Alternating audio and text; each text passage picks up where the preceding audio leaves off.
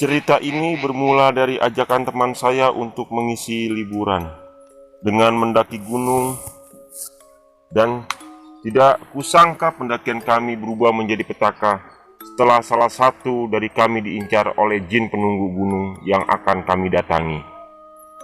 Perkenalkan, saya Dimas.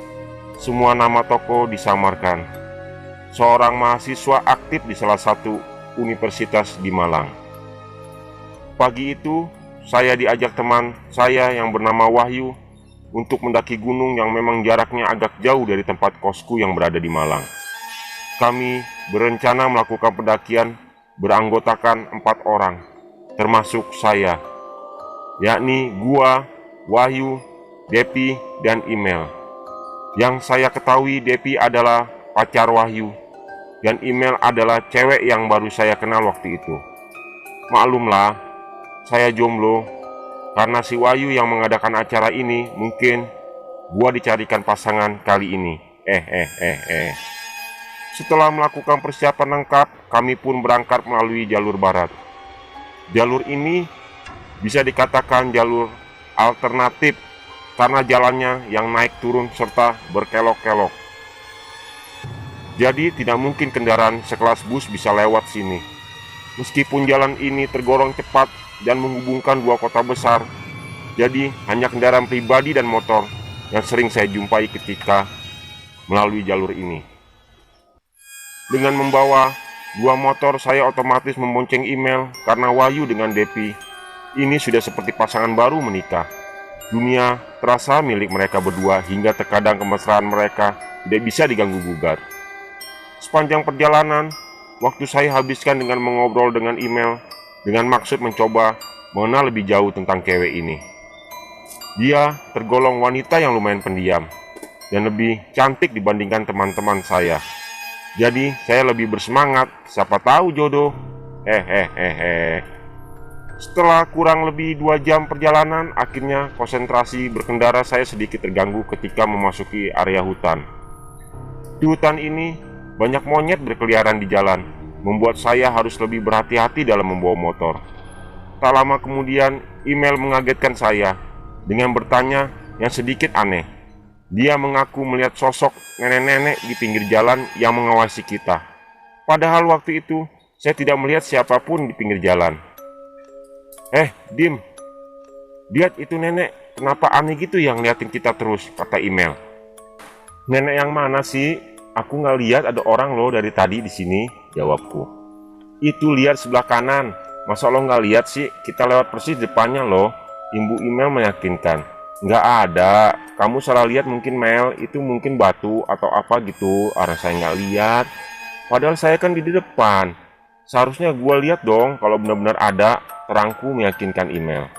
Mengingat jalan raya itu di tengah hutan, jadi tidak mungkin ada seorang nenek-nenek yang duduk di samping jalan. Jadi waktu itu saya kira dia salah lihat. Singkat cerita, kami pun sampai di loket pendaftaran. Setelah istirahat dan melakukan persiapan ulang untuk memastikan tidak ada yang ketinggalan, kami pun melakukan pendaftaran dan mulai pendakian. Gunung ini tergolong gunung yang indah, jadi pendaki pun sangat ramai di sini jika memasuki hari libur seperti sekarang. Kami pun banyak menjumpai pendaki yang berangkat naik maupun sudah turun. Akhirnya kita sampai di pos peristirahatan kedua. Di sini kita mencoba sejenak melepas lelah kami. Dan kebetulan pos 2 ini kami menjumpai seorang warga lokal yang sedang beristirahat. Beliau seorang kakek-kakek yang terlihat ramah. Itu terlihat dari sambutan senyum hangatnya ketika kami sampai. Setelah kami melakukan obrolan kecil dengan kakek tersebut, kami pun berpamitan akan melanjutkan pendakian. Di sela-sela kami berpamitan, si kakek tiba-tiba melarang kami untuk melanjutkan perjalanan. Ojo munggah, balik ae ndek. Ndukur bahaya, jangan naik kembali saja, di atas bahaya, kata kakek kepada Email. Kami pun hanya membalas dengan senyuman dan tetap melanjutkan perjalanan. Kami tidak mengerti maksud beliau. Kami kira itu hanya larangan untuk lebih berhati-hati saja. Menurut pengamatanku, kakek ini sejak dari kami sampai sini, tatapan wajahnya selalu melihat salah satu teman kami, yaitu Email. Si kakek terus memandangi Email sepanjang kami beristirahat. Hal itu membuat kami putuskan untuk segera melanjutkan perjalanan karena merasa tidak nyaman. Waktu itu saya sedikit ragu dan memikirkan kata-kata kakek tersebut. Hal itu dibantah Wahyu yang mengatakan semua akan baik-baik saja karena di sini ramai dan hal itu sudah biasa dilakukan warga di sini. Kami pun melanjutkan perjalanan. Di tengah perjalanan kami menjumpai seorang warga lokal yang berpapasan dengan rombongan kami. Dia seorang laki-laki parubaya dengan tatapan aneh. Itu terlihat dari gestur tubuh yang seolah-olah dia menyesalkan perjalanan kami. Di situ saya mulai merasa aneh dan berpikir perjalanan kami tidak direstui oleh penunggu gunung. Hal itu saya rasakan dari perasaan saya yang tidak tenang sepanjang perjalanan. Dan nuansa gunung ini yang rasanya sepi sekali padahal pengunjungnya sedang ramai. Pernah saya beberapa kali mencoba membicarakan kepada Wahyu, tapi jawaban Wahyu selalu sama, bahwa semua akan baik-baik saja. Dengan berbekal berpikiran positif, kami pun tetap melanjutkan perjalanan hingga akhirnya kita sampai di pos terakhir sebelum sampai pada camping ground. Di tengah peristirahatan kami, lagi-lagi saya dikejutkan Email. Dia mengaku melihat nenek-nenek yang dia lihat waktu di jalan berangkat tadi. Saya pun kaget ketika waktu itu saya juga melihat apa yang dia lihat. Sesosok nenek-nenek tua renta yang berpakaian khas nenek-nenek dengan senyuman layu dan tatapan penuh kesedihan tepat diarahkan kepada kami. Gemetar serta keringat kecucuran saat itu seolah-olah menguatkan saya untuk tetap melihat sosok nenek-nenek tersebut. Hingga tanpa sadar tangan saya sudah meremas tangan Email karena gugup dan tegang.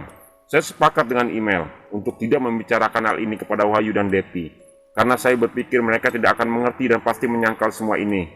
Perjalanan langsung saya lanjutkan dengan mengajak Wahyu berdiri dengan alasan rasa lelah saya sudah hilang.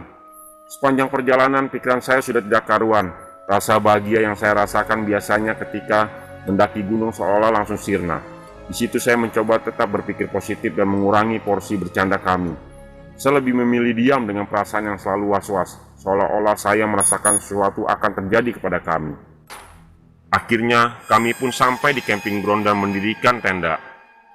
Semua pendaki memang biasanya mendirikan tenda di sini, di camping ground, dan melanjutkan perjalanan ke puncak keesokan harinya biasanya setelah sholat subuh. Karena mendirikan tenda di puncak itu terlalu berbahaya, karena angin yang kencang banget dan faktor hal lainnya. Hal itu membuat kebanyakan pendaki bermalam di sini. Karena kami cuma membawa satu tenda, jadi tidak butuh waktu lama untuk mendirikan tenda. Seketika tenda pun berdiri, dan saya duduk coba merenung dan memikirkan apa yang salah dengan rombongan kami. Email yang saat itu paham dengan perasaan saya, dia coba mendekati saya dan coba menenangkan saya dengan cara mencairkan suasana dengan obrolan-obrolan lucu waktu di kampus. Kita ini semuanya satu kampus, cuma beda jurusan. Malam pun tiba, waktu kami habiskan dengan obrolan hangat dan melihat indahnya bintang. Suasana ramai bareng pendaki lain seakan-akan menemani malam kami. Hampir tengah malam di sela-sela obrolan kami, Email mendadak berdiri dan berjalan pelan ke arah selatan. Waktu itu kami kira dia hendak berjalan-jalan di sekitar camping ground. Dugaan kami salah. Seketika saya tersadar, dia tidak berhenti melangkah ketika sebuah jurang sudah tepat berada di depannya. Kopi yang saya pegang pun saya lempar dan langsung berlari menuju Email mencoba memegangi beliau dari belakang. Dia pun tersadar dan betapa kagetnya ketika saya tahu kalau dia berjalan di bawah alam sadarnya. Dia seolah-olah dihipnotis oleh seseorang. Dia mengaku mendengar suara teriakan minta tolong dan memanggil namanya. Dan tanpa sadar dia berjalan ke arah orang tersebut. Yang ternyata itu adalah lereng jurang yang membahayakan jika dia sampai jatuh ke bawah. Setelah keadaan tenang, kami pun memutuskan agar Email tetap harus berada di dalam tenda sampai dia tertidur. Saat itu perasaan saya semakin gelisah karena memang sejak awal ada yang tidak beres dengan rombongan kami. Malam semakin larut, suasana hening pun berlahan menjadi mencekam karena Email tiba-tiba mengeluarkan suara rintihan, tangisan, tertawa kecil hingga nyanyian. Kami pun sontak melihat keadaan Email. Kami bertiga terkejut dan sempat ketakutan ketika melihat tingkah laku Email yang berubah seolah-olah menjadi seorang nenek-nenek. Suaranya pun berubah total. Wajahnya pucat dan bibirnya tidak berhenti-henti bergerak, seolah-olah mengunyah sesuatu. Waktu itu, keputusan kami untuk tidak mencari bantuan dan coba menyadarkan email ternyata tepat. Saya coba bertanya pelan-pelan tentang siapa coba merasuki teman saya tersebut. Dia menjawab dengan santun dalam bahasa Jawa. Dia mengaku tidak akan menyakiti teman kami. Kami akhirnya coba menuruti semua permintaan email. Mulai minta dari air, minta kopi pahit, dan lain-lain. Kami putuskan untuk tidak tidur dan duduk mengelilingi email sampai pagi. Jika besok tetap begini, kami akan langsung cari bantuan.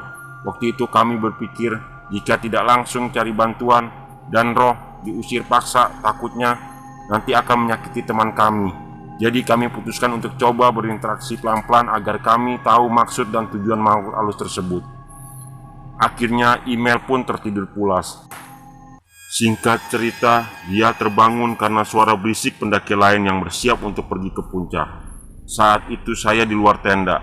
Saya mendengar suara email, kemudian langsung masuk ke tenda untuk memastikan bahwa teman saya baik-baik saja.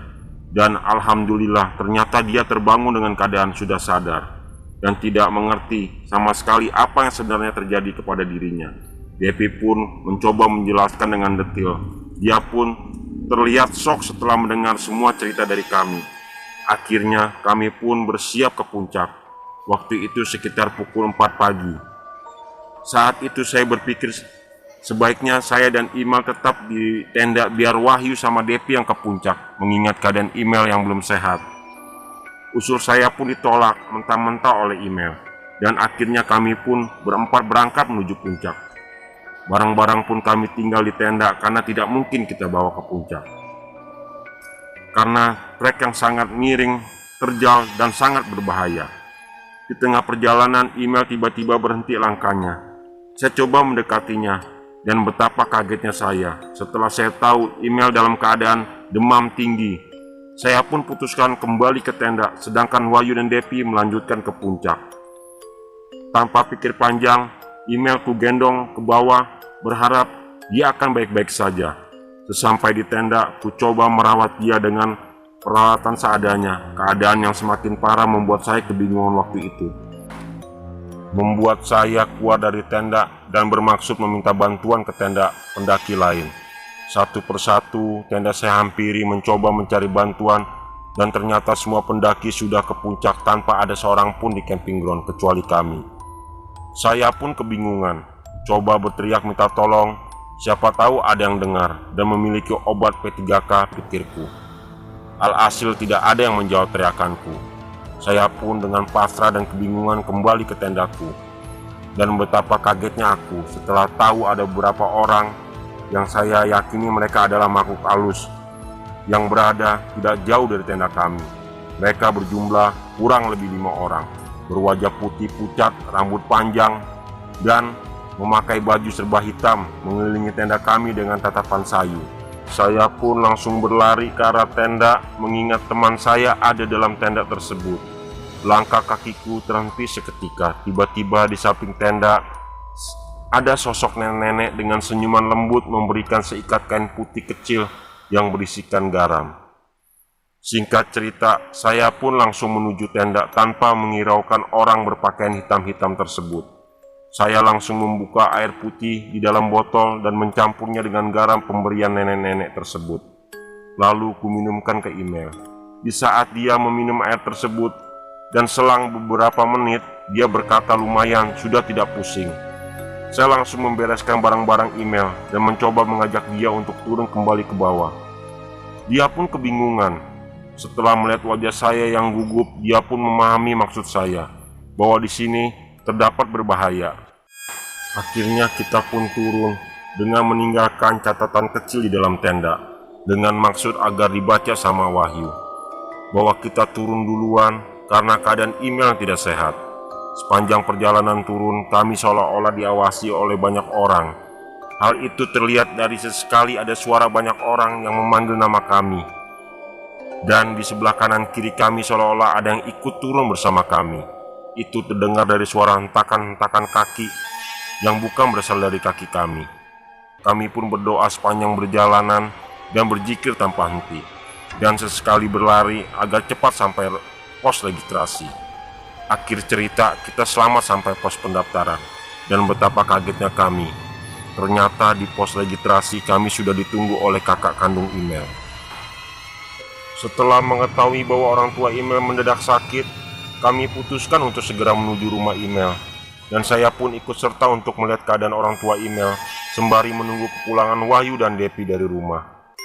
Sesampainya di rumah, kami terkejut ketika mendengar keterangan orang tua Email bahwa beliau mendadak sakit karena didatangi arwah nenek-nenek, dan tidak lain dia adalah nenek Email itu sendiri. Setelah kami coba bercerita apa yang kami alami, ternyata Email pergi ke gunung. Waktu itu bertepatan dengan hari kelahirannya menurut penanggalan Jawa, atau kita biasa menyebut bertepat dengan wetonnya. Hal itu membuat Email diincar oleh penunggu gunung tersebut untuk dijadikan pengganti atau semacamnya. Akhir cerita, kita semua selamat. Sore harinya Wahyu dan Depi pun tiba di rumah Email, dan kami jelaskan semuanya yang terjadi. Orang tua Email mengaku menyesal karena memberikan izin keberangkatan kami. Mereka mengaku lupa bahwa hari ini ketepatan dengan wetonnya. Jika ingat adalah weton anak saya, pasti Email tidak saya izinkan berangkat. Untung tidak terjadi apa-apa, ucap ayah Email. Akhirnya kami pulang ke tempat masing-masing dengan perasaan penuh bersyukur karena masih diberi keselamatan. Sekian cerita dari saya, semoga menjadi inspirasi semua para pendengar. Tunggu cerita-cerita selanjutnya dari saya. Sekian. Assalamualaikum warahmatullahi wabarakatuh.